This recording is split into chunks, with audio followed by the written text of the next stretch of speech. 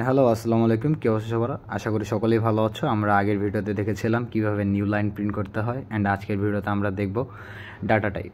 তো তার আগে আমি বলে দিচ্ছি, আজকের ভিডিও লাস্টে তোমাদের জন্য একটা গিফট আছে, অবশ্যই ভিডিওটা লাস্ট পর্যন্ত দেখবে। অ্যান্ড ডাটা টাইপ মূলত 3 ধরনের হয়, 3টা বেসিক ডাটা টাইপ আছে, অ্যান্ড আরও রয়েছে, বাট ওগুলো সম্পর্কে আমরা একটু পরে জানবো। তো আমরা আপাতত এই 3টা বেসিক ডাটা টাইপ সম্পর্কে আজকে জেনে নিই, এবং সেগুলো হচ্ছে integer, float and character. And আমি তোমাদেরকে দেখাচ্ছি ইন্টিজার, ফ্লোট, ক্যারেক্টার কেমন হয়, এলিয়ান নাকি মানুষ নাকি ভূত। তো অবশ্যই তোমাদের সাথে পরিচয় করিয়ে দিচ্ছি। এখানে আমাদের ইন্টিজার রয়েছে, যেটা আমাদের পূর্ণ সংখ্যা বোঝা যায়। ফ্লোট মানে হচ্ছে দশমিক সংখ্যা। ক্যারেক্টার মানে হচ্ছে এখানে আমাদের অ্যালফাবেট বা আরও কিছু এক্সট্রা অ্যালফাবেট রয়েছে, যেগুলো অ্যালফাবেটের বাইরেও, আই থিঙ্ক স্পেস, এই টাইপের কিছু।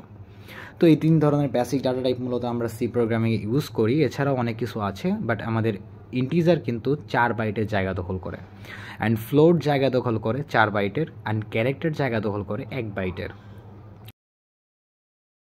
অ্যান্ড এটা রাখার কারণে আমাদের ইন্টিজার মেমোরিতে 4 বাইটের একটা জায়গা দখল করবে। আমাদের হলুদ বর্ডারটা হচ্ছে আমাদের একটা মেমোরি, অ্যান্ড হোয়াইট বর্ডারটা হচ্ছে আমাদের একটা ইন্টিজার, যেটা আমাদের 4 বাইটের জায়গা দখল করছে, এবং সেখানে আমরা 10কে রেখে দিয়েছিলাম। সেম টু সেম ফ্লোটেও সেম কাজটাই হচ্ছে, 4 বাইটের জায়গা রাখছি, সেখানে আমরা 20.00কে রাখছি। 00 হওয়ার কারণ হলো, এখানে আমরা দশমিক সংখ্যা আগেই বলেছিলাম। ক্যারেক্টারকেও রাখছি একদম সেম টু সেম, ক্যারেক্টার জায়গা দখল করছি 1 বাইট। অ্যান্ড এগুলো মেমোরিতে কীভাবে জায়গা স্টোর করে সেটা কিন্তু তোমাকে জানা অবশ্যই ইম্পর্টেন্ট আমি বলে মনে করি। অ্যান্ড প্রিন্টের ফাংশনটা একটু দেখে নাও ভালোভাবে।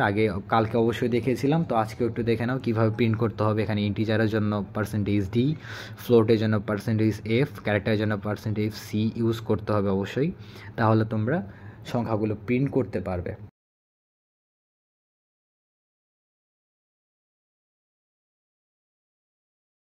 অ্যান্ড এটা যদি আমরা প্রিন্ট দিই বা কোডটা যদি রান করি, তাহলে আমরা দেখতে পারবো আমাদের ইন্টিজার 10, ফ্লোটের জন্য আমাদের 20-এর পরে দশমিক সংখ্যা প্রিন্ট হয়েছে, কারণ ফ্লোট কিন্তু আমাদের দশমিক সংখ্যা বোঝায়, এবং আমাদের ক্যারেক্টারের জন্য এ প্রিন্ট হয়েছে।